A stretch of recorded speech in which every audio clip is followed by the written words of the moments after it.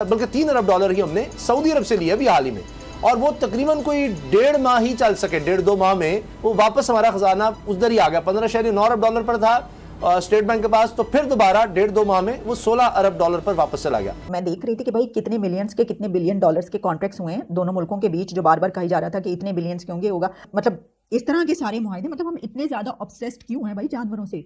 पहले अंडे और मुर्गियां थी, और अब जो है वो मवेशियों का चारा, दूध और खुराक और उनको साफ करने के तरीके और ये सब कुछ। इमरान खान साहब को अमूमन आदत है इस तरह की, तो वो ये समझते हैं कि शायद जो है ना मैं कुछ अनहोना कर सकता हूँ। मिसाल के तौर पे उन्होंने चाइना ग्लोबल टेलीविजन को इंटरव्यू देते हुए ये सुरसरी छोड़ दी वहां पे जनाब कि जनाब पाकिस्तान तो ये चाहता है कि चीन और अमेरिका को हम करीब लेके आए। MBS जो है उन्होंने हमें इमदाद जरूर दी, लेकिन शॉर्ट टर्म के लिए, वो 1 महीने 2 महीने के लिए देते हैं, उसके बाद पैसे वापस दे देते हैं। अमेरिका से अभी तक फोन कोई कॉल कोई नहीं आई। आप सारी दुनिया से कशकोल लेके भीख तो मांग रहे हैं, लेकिन जहां इन्वेस्टमेंट की बात आती है, इन्वेस्टमेंट फ्रेंडली इन्वायरमेंट नहीं बना सकी ये गवर्नमेंट। इस चीज को ये एक्सेप्ट कर ले, मान ले।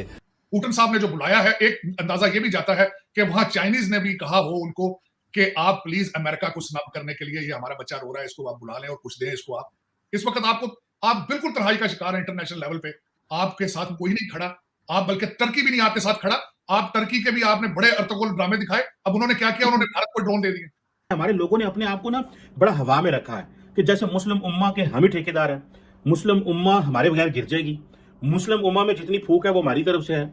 ये चीजें ऐसे नहीं है, दिस इज रॉन्ग, ये बड़ी गलत असेसमेंट है हमारी। पाकिस्तान की हालत बेहद खराब है, महंगाई चरम पर है, आम लोग रोटी नहीं खरीद पा रहे हैं, और PM इमरान खान आए दिन कटोरा लेकर कभी चीन तो कभी सऊदी अरब से भीख देने की गुजारिश करते दिखते हैं। और अब इमरान साहब की भीख मांगने वाली फहरिस्त में रूस का नाम भी शामिल हो गया है। लेकिन इनकी तारीफ करनी होगी, क्योंकि ये भीख भी नवाबी अंदाज में मांगते हैं। ये हास्यास्पद ही है कि वो शख्स जिसके हाथों में भीख का कटोरा है, वो कहता है कि अगर हम चाहें तो अमेरिका और चीन की दोस्ती करा सकते हैं। अगर वो ऐसा सोचते हैं तो जरूर सोचें, लेकिन ख्याल रखें कि सोच को अगर नियंत्रित ना किया जाए तो बेलगाम हो जाती है। वो कहते हैं ना कि बेलगाम घोड़ा अपने सवार को जमीन पर पटक देता है। और अगर पाकिस्तानी मीडिया की माने तो इमरान खान को पटखनी देने की तैयारियां भी जोरों पर है। सुनने में आया है कि इमरान खान हाथों में भीख का कटोरा लिए अपने बेलगाम घोड़े पर बैठ रूस की तरफ सरपट दौड़ने की तैयारियों में लगे हैं।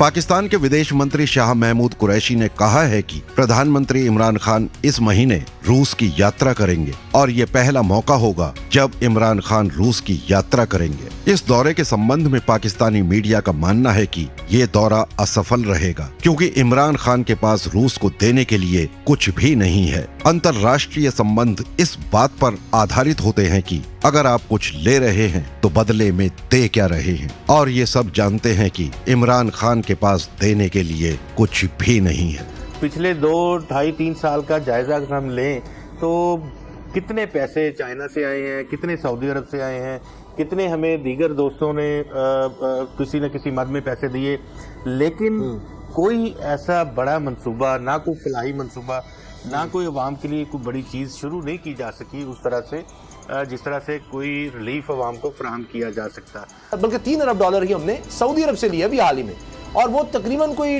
1.5 माह ही चल सके, 1.5-2 माह में वो वापस हमारा खजाना उधर ही आ गया। $15.9 अरब पर था स्टेट बैंक के पास, तो फिर दोबारा 1.5-2 माह में वो $16 अरब पर वापस चला गया। मैं देख रही थी कि भाई कितने मिलियंस के कितने बिलियन डॉलर्स के कॉन्ट्रैक्ट्स हुए हैं दोनों मुल्कों के बीच, जो बार बार कही जा रहा था कि इतने बिलियंस के होंगे, होगा। अच्छा, मैंने जो कुछ देखने की कोशिश की उसमें मुझे ज़्यादातर भैंसें, गाय और मवेशी जानवर, कैटल और इनका चारा, इनका दूध, इनका फूड, इस तरह के चीज़ें बनाने और चारे के हवाले से कोई कॉन्ट्रैक्ट हुआ है। चारे की बात हो रही है, किसी के खुराक की बात हो रही है, किसी के जो है वो मतलब इस तरह के सारे मुआहदे। मतलब हम इतने ज़्यादा ऑब्सेस्ड क्यों हैं भाई जानवरों से?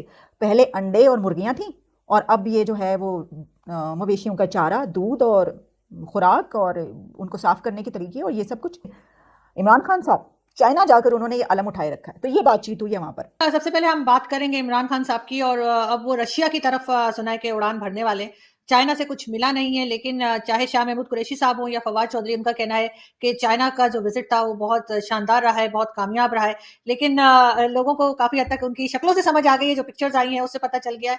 आप क्या कहेंगे इस बारे में? देखने वालों को बताऊंगा कि खान साहब ने वहां जाके 75 चाइनीज कंपनीज को ये बताने की कोशिश की कि use the Indian ocean, use the Pakistan, it will be a cheaper freight for you. लेकिन आपने वहां उनको फ्रेट का बता रहे हैं, आप हालते जंग में चले गए। पाकिस्तान की बदकिस्मती मैं ये समझता हूं कि आप चाइना जाके उनको कन्विंस कर रहे हैं कि आए ट्रेड करें, इन्वेस्टमेंट करें, और आप अभी वहीं मौजूद हैं। और यहाँ पे 4 दिन पंचकोर में जो और नोशकी में हुआ है, बल्कि मैं ये कहूंगा आरजू, जिस तरीके से मैंने अगले दिन, एक मेरे दोस्त है फैसलाबाद, उन्होंने मुझे कैप्टन बिलाल की तदफीन और उनके जनाजे की तस्वीरें भेजी, दिल हिला दिया उसने। और मैं सोच नहीं सकता था कि हालात इतने खराब हैं। किस किस्म के वेपन्स उन्होंने यूज किए, इंटरनेशनल मीडिया पे आया है कि जिस तरीके के वेपन थे उनकी, और जिस तरह की ट्रेनिंग थी उन लोगों की जिन्होंने हमला किया पंचकोर में, खासकर हमारी एफसी के हेडक्वार्टर पे और वहां पे जो दूसरे सरकारी दफातर और हॉस्पिटल्स में। मैं अब शॉक्ड कि वो इतने सोफिस्टिकेटेड हो चुके हैं और हमें पता ही नहीं था। मैं इनके सेल फोन जामर इन्होंने लगाए हुए थे, वो सैटेलाइट के फोन यूज करते रहे अपने हैंडलर्स के साथ। इतना खतरनाक है। तो इन सर्कमस्टांसेस में मुझे ये बताएं, फॉरेन इन्वेस्टमेंट आएगी वहां पे? कभी भी नहीं सर, कौन लेकर आएगा? इमरान खान साहब को अमूमन आदत है इस तरह के, वो कोई इस तरह की बात ज़रूर करते हैं जिससे वो ये महसूस कराना चाहते हैं कि शायद जो इमरान खान साहब की जो नेगोशिएशन स्किल्स हैं, जो उनकी डिप्लोमेटिक स्किल्स हैं, या जो उनकी जो एक पावर होती है, क्यूमुलेटिव पावर, वो इस वक्त पाकिस्तान की स्टेट के जो प्राइम मिनिस्टर हैं या गवर्नमेंट के प्राइम मिनिस्टर हैं, तो वो ये समझते हैं कि शायद जो है ना मैं कुछ अनहोना कर सकता हूँ।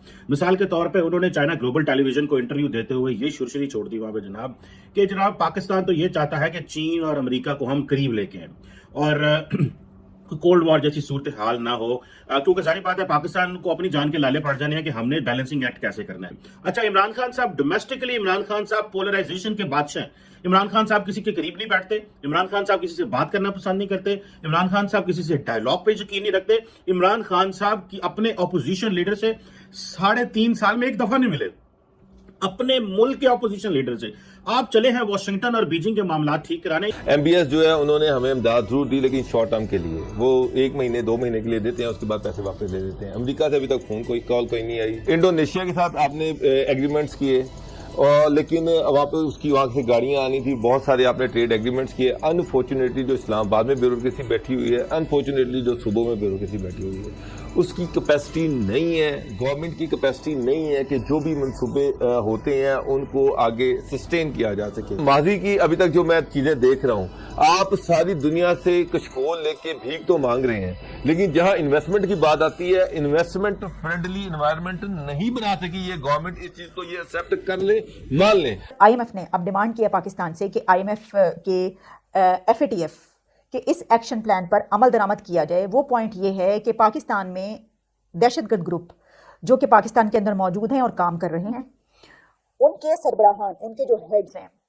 उनको पकड़ा जाए, और सिर्फ पकड़ा ना जाए, उनके खिलाफ तहकीकात की जाए, इन्वेस्टिगेशन की जाए, और फिर उनके खिलाफ कार्रवाई करके उनको सजा दिलवाई जाए। हम इस वक्त कब कर गुजरेंगे, मैं इसके बारे में जो है कुछ कह नहीं सकती। इसकी वजह यह है कि ये एक मुश्किल काम है यहाँ पर। वैसे पुतिन साहब ने जो बुलाया है, एक अंदाजा ये भी जाता है कि वहां चाइनीज ने भी कहा हो उनको कि आप प्लीज अमेरिका को स्नब करने के लिए, ये हमारा बच्चा रो रहा है, इसको आप बुला लें और कुछ दें इसको आप। पाकिस्तान रोल प्ले कर सकता है चाइना और अमेरिका के बीच में जो डिस्प्यूट है उसको सॉल्व कराने में। इसके बारे में मैं सिर्फ एक फिक्रा जो मेरे बार बार से में आता है, कहते क्या पिंदी का शोरबा।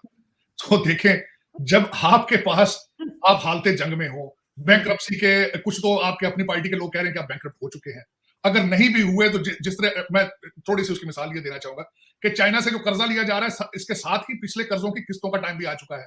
आपने ना सिर्फ उनसे $3 बिलियन कर्जा मांगा है, बल्कि आपने उन डेटों की भी एक्सटेंशन मांगी है।